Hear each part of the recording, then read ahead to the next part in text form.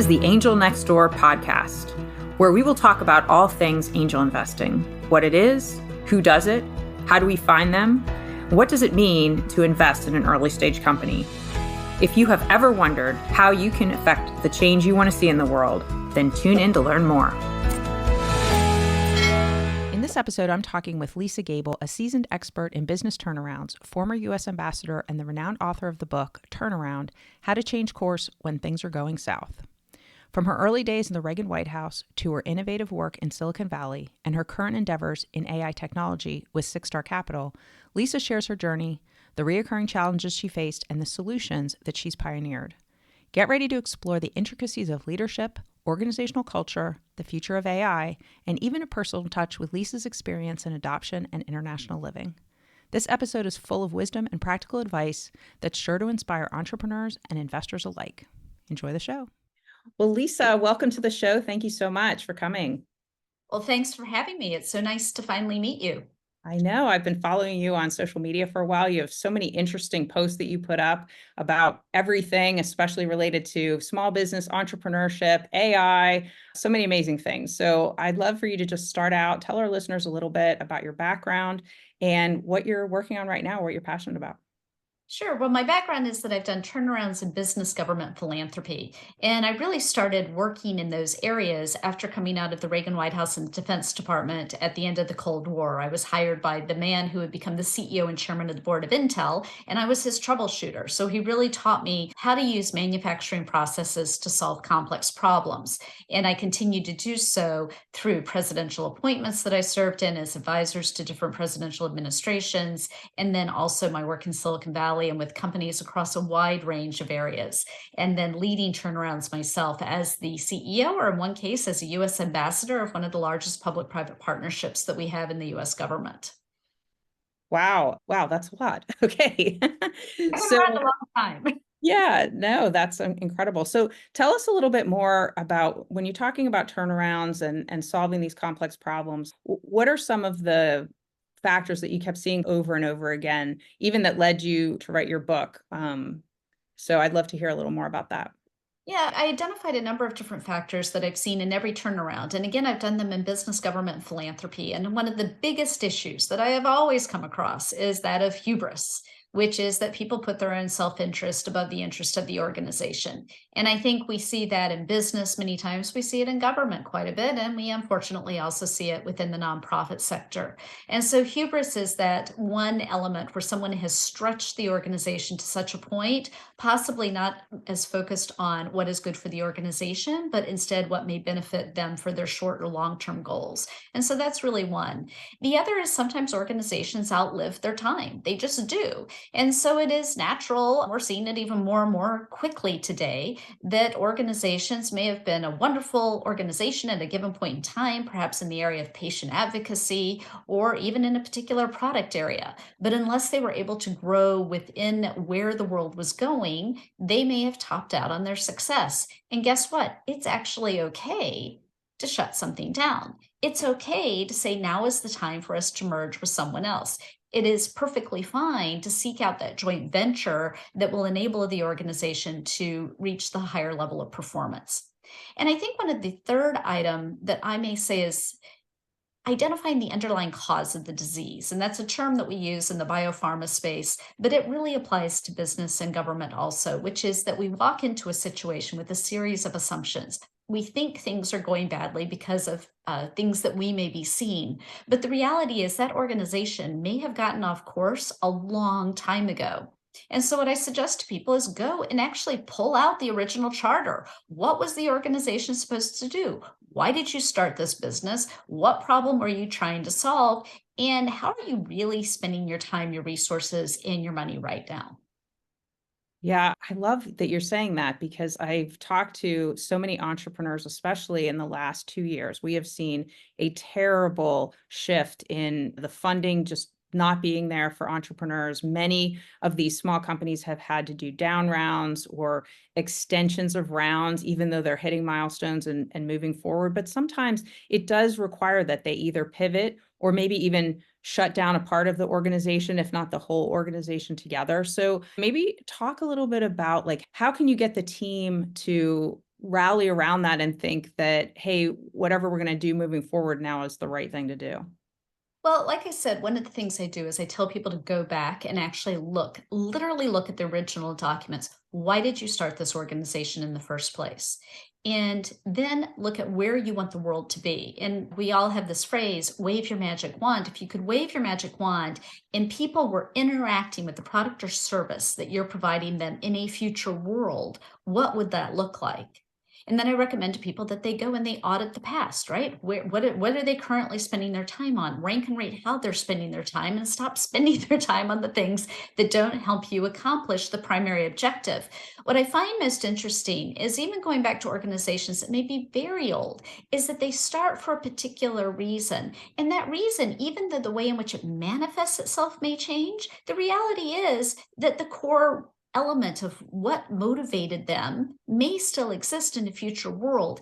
It just is going to happen in a very different way, in a different environment, with a different group of players. And so don't throw the baby out with the bathwater. Figure out where you want to go, rank and rate what you're doing, get rid of the stuff that you shouldn't be spending time on, and then begin to really help everyone understand what the true cost of something that they love to do is having to the organization. That cost might be in time spent, it might be in money spent, it may just be in taking their eye off the ball. And so once you get people to really focus on this is what we do, we know you all love doing this, but this is how much it's costing us. And Mm, so we can't do it anymore if we want to achieve this objective. I find that through that process, you can begin to change minds. yeah, that makes a lot of sense. Now, speaking of change and how things are changing so rapidly, I know that you're involved with a company called Six Star Capital, and I'm so interested in what it is that they do because it relates to AI technology, and we're seeing so much happening in the AI world right now. And I know there are a lot of startups out there that are trying to work on these different types of technologies. What are you seeing, and what are some of the things that we can be on the lookout for? Well, the reason Six Star Capital was formed is it was really trying to address, the founders were trying to address the rise in anti-Semitism and hate speech online. That was the motivating factor behind the start of the organization. And so they began to look at what technologies exist today that would enable us to monitor hate speech, see where it's coming from. A lot of the work that I do in tracking foreign adversaries, it comes into play here. I don't think people realize the degree to which you have Iran, China, Russia, North Korea active in the area of hate speech online, the amount of content that they're putting out there, and the way that they're hoping to disrupt how we view our own culture within the United States and also within the free world. And so that's another key component. Is this coming from a foreign actor, or is it just coming from someone who has another type of issue? And once we do that, is there a way for us to develop a response? One of the areas that we're evaluating right now, and nobody's quite got it right, is that currently you're fed information. That information has bias. But what would happen is if you were fed information where you did a search and you were given information, and then you were told, but there are these two other opinions out there, and here's the research on those opinions. If we had that in our news stories, if we even had that in our own search engines, where we understood that maybe there's a group of scientists that believe this, but there's this other group of scientists that believe that, and we trained people to always look at alternative viewpoints, that may actually enable us to become smarter consumers of content. And so those are some of the issues that we're addressing. Those are the types of companies that will be invested in. Wow, that is amazing. I have seen several instances now, especially I help primarily women-led companies where the algorithms, the things anything related to AI is so predominantly male, it's or skewing one way or another, whatever that is. And it does change people's perception of how, whatever the topic is, just how they're going to be able to look at it because they're only seeing that one way. So I love this that you're talking about having multiple viewpoints being shown to someone at the same time. Is there anything right now that we could see as an example of that? Well, I'm so glad you asked the question because my brother-in-law has a site called allsides.com. And All Sides shows the top news stories of the day from the left, right, and center. And so it doesn't provide any commentary. You just literally see how the different news stories line up. And you, as a reader, can consume all three, and then you can make a decision which one you agree with. Or perhaps you say, That was interesting from the left, and surprisingly, that was interesting from the right." And so John Gable started this company about 10 years ago. They get about 20 million visitors a month. And so the good news is that their numbers are going up as people are saying, Hey, I read something online and I just want to know what other people are saying. It's funny because my husband and I used to be voters in California. And if you've ever voted in California, we never did it in the ballot box because the thing was so dang long. So they would send it to us and we sit down at the kitchen table, and then it would tell you for every initiative and referendum the three different viewpoints. And I just love that. That's how my brain thinks. That's how I research things. And so, any degree to which we can help people just naturally look at the alternative, I think John's done a great job. And so, I can give a plug for allsides.com. That's great. Yeah, we'll definitely put that in the show notes. And how do you spell out the website? It's www.allsides.com. Allsides.com. Got it. Okay, great. Perfect. Yeah, I'm like, I would love it if we had more of that, more where we were seeing all sides of what a topic was. I feel like sometimes I'm seeing a lot of people who are very passionate about their side, and they don't necessarily take the time to identify or even acknowledge or research at least what else is going on the other side. So that's very interesting. And you brought up something about culture. And I feel like that sometimes can be a starting point for where we do in these, especially when a company's smaller and they're starting to grow, if you aren't recognizing what needs to happen within a company in order to create a good culture, that can lead to problems down the road. So maybe talk a little bit about your experiences with culture and building that, especially when you are dealing with a company that has to turn around.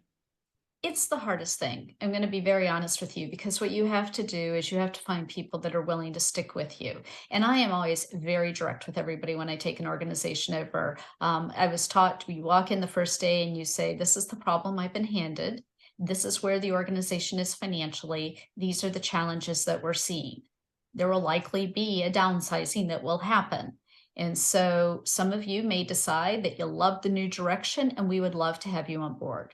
Others of you may look at where we're going and say, you know what, that's not the organization or the company I joined, and so I'll leave. And we will give you a letter of recommendation and say, absolutely, we're happy to be here for you. We're happy to recommend you. You did a good job. And so therefore you should be recognized for it.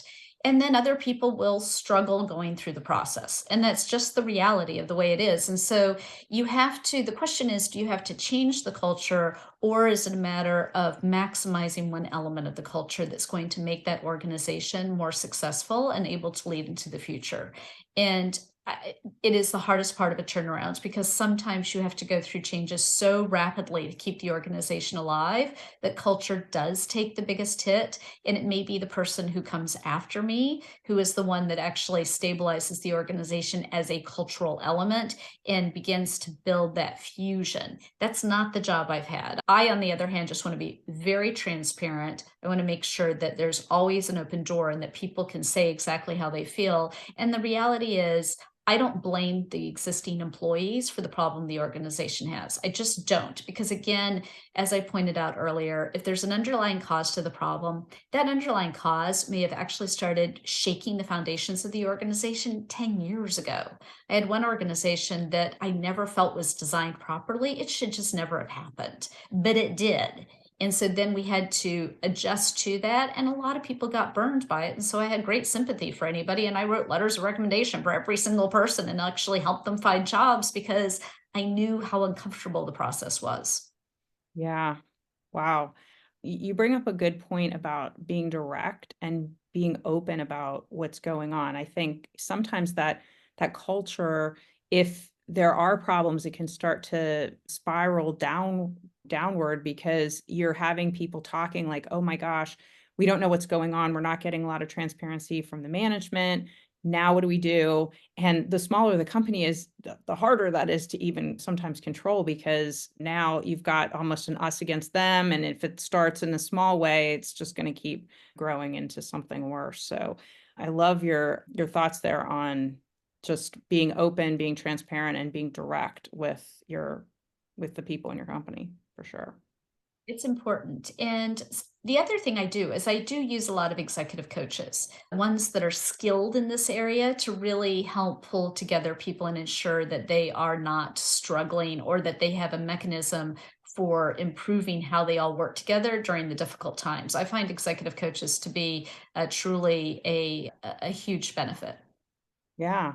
And is that you bring them in for mainly the management team or to work with the whole organization? To work with the whole organization. Yeah. Sometimes what I'll do is, especially if we have to, the hardest thing is I find some subcultures develop. Comms is over here, science is over here, marketing's over here, engineering, whatever it might be. And it's okay. I need engineering, marketing, and comms to all talk to each other. And they have really different cultural ways of interacting. It's like they've hired in these silos of people just like themselves, but they're not like each other. And so I've really used coaches quite a bit to do that sort of cross silo alignment to help people work together better. The other thing that I do is I am a big believer in OKRs. I started my corporate career at Intel Corporation with Andy Grove, and I hand out the book Measure What Matters by John Doerr and get people to integrate the OKRs of the other silos into their deliverables. Because if you have to move very quickly, you are highly dependent upon each other. And that forces people to understand what each of them has to do over this shared element that they're responsible to getting that thing to market, whatever that market might be. Yeah, that alignment is definitely critical. So in another hat that you wear, you seem to have so many, the world of 2050, you're the chairperson. Tell us about that, what's going to be happening over the next 25 years as we get toward 2050? Well, the tagline is we want to help the world arrive well. And my friend Anna Rold, who very quickly I'll tell you about her, talk about an amazing entrepreneur. She approached me when she was 26 years old, and I was coming out of being US ambassador to the World's Fair. And she said, I'm going to build a global magazine to compete with Foreign Affairs and these other types of magazines. And I want you to be on my board. And she laid out such a distinct plan. And this was 17 years ago, 18 years ago, that I said I would join her. And so I was her second board member, and I've been on the board since 2006. Anna then created The World in 2050. The Diplomatic Courier, the magazine itself, has ended up being a staple both within the international community, but especially at that intersection where you have business and large scale NGOs, large international development organizations, where they come together at things like the United Nations General Assembly meetings, Davos, the World Economic, other types of activities. And so when they were at one of those large scale, sort of multinational activities that involved people from all the different sectors at the highest levels, there was a decision that we needed to come up with a series of things that we would monitor. And what we were looking at are trends. And our goal is and always has been to provide different viewpoints on where that trend is today and where it needs to go. And so we publish through both the Diplomatic Courier as well as convenings that we host at these major global forums. Wow, amazing. So what are some of the things that we might be able to see in 2050? Well, what we're hoping is that well-being will finally have a moment where we're looking at prevention, right? Where we're looking at health and wellness, not just sick care. I think one of the things that we see is that people are so focused on ensuring that we keep people alive, that we're not actually making sure that they live life well. We're extending life, but life isn't always beautiful and wonderful after that life extension.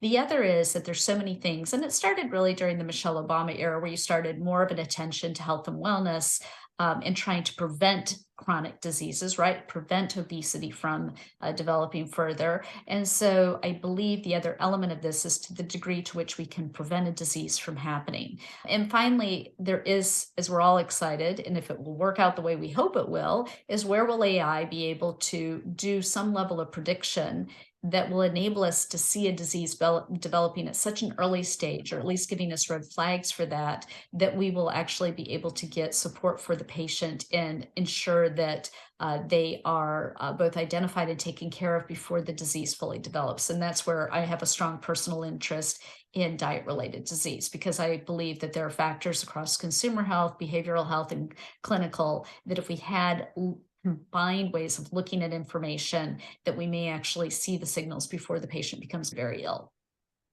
Wow, that would be amazing. I talk in my TEDx talk about my mother was diagnosed in 2016 with ALS, and what a horrible disease. So, not that I don't know that diet would have necessarily helped, but you never know. But yeah, I'm really interested also in how can we get our healthcare system to really encourage people to take care of themselves better, to be on a wellness plan, not necessarily a sickness plan. So, are there other things that you wish people would read about, research, try to do in order to be healthier? Well, I think it's a matter of understanding the degree to which you can understand both your genetic composition, right? What are the tendencies that you're going to have? What are those inherited factors that you're going to have? And then really being able to start to adapt to an eating and exercise style that works best for you. And so I think as people are taking Ozempic has really taken off, but what we don't know is how long someone has to stay on it. And secondarily is we're not sure that people are making lifestyle adjustments that if they had to go off of it, that they'd be able to retain the weight loss that they were successful in securing through the use of those types of drugs. And so all of those factors do require a lifestyle change, but they also require an awareness about family history. My daughter's adopted, and so we have really addressed the family history well, because she's had to go and try to figure out what the history was of family members that she doesn't know. And can we make adjustments in our lives? In the diet related disease space, there's something called early intervention where you can start feeding babies the top 8 allergens early and often within the first 2 years of life. And that we know with peanut, that actually reduces the propensity of someone developing that disease. Yeah, that would be incredible. Interesting. So your daughter is adopted. Tell me a little bit about that process. Well, we did what a lot of women do, which was a lot of IVF that didn't work out, and then finally going to adoption agencies. My daughter was adopted domestically within the United States, and my goddaughters were adopted from China. So we got my daughter when she was a month old, and my godchildren, my best friend, was able to adopt one of her daughters when she was 18 months old, and the other one when she was 7 years old. So my family's been in this area for quite some time. My mother actually took foster children into our home. So we had 5 newborn foster babies in our home, over 13 foster babies over a 5 year period of time. Oh my gosh, how wonderful. That's So when someone handed me a baby, I knew what to do. My husband's, what do we do? It's like, I have the list. I know what you oh do. my gosh. Oh, I love to hear stuff like that. That's great. So, Lisa, you have such an amazing background, is such a wealth of knowledge. I'm just curious, what would you go back and tell your 20-year-old self to do? Well, I was a perfectionist and I did things very fast. I went to grad school while I was working at the White House and the Pentagon. And then I held numerous presidential appointments while I held full time jobs in industry. I piled a lot onto myself at a young age.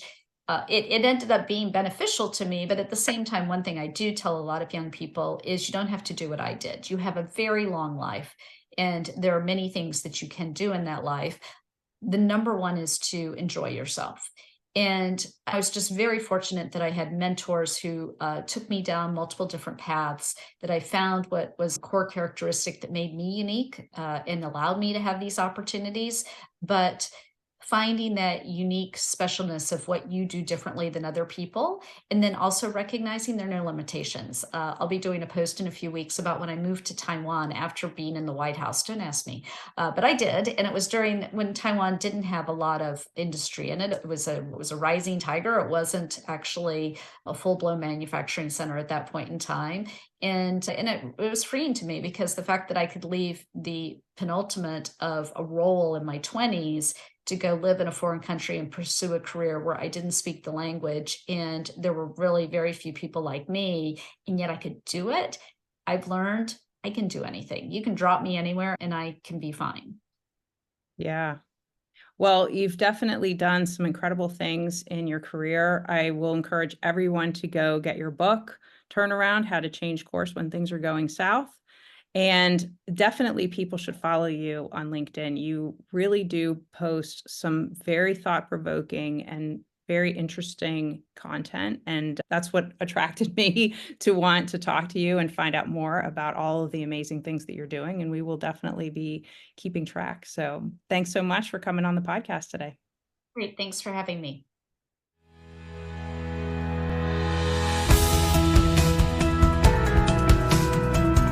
Hey, thanks for listening. To connect with me, visit my website at marciadawood.com. And if you're looking to learn more about investing in the changes that you want to see in the world, sign up for Ann and Bill Payne's ACA Angel University classes. You go to angelcapitalassociation.org, all one word, to find out the schedule. Many classes are offered, everything from the angel investing basics, fundamentals, risks, due diligence, term sheets, valuations, returns and portfolio strategy. And for a deeper dive, there are advanced classes which include capitalization tables, startup boards, and exit strategies. If you're not already a member of the Angel Capital Association, you can become one for the low price of $295 for the year, and that will give you unparalleled access to discounts, free webinars with a huge archive of content, networking opportunities, and much more. We'd love to have you join us. All content for this website is informational and not intended to serve as legal, tax, accounting, or investing advice. While Marcia, that's me, does serve on the SEC Small Business Capital Formation Advisory Committee, my views are my own and not the views of the SEC or my fellow colleagues on the committee. Our speakers and hosts are thoughtfully selected for their educational value, but their opinions are their own and do not necessarily represent the views of the host, me, or the Angel Capital Association, and neither specifically endorse the use of presenters' products or services. Listeners of the podcast should consult their own tax, investing, legal, or accounting advisors before making important financial decisions. All warranties, including accuracy, completeness, and suitability for specific purpose, are disclaimed.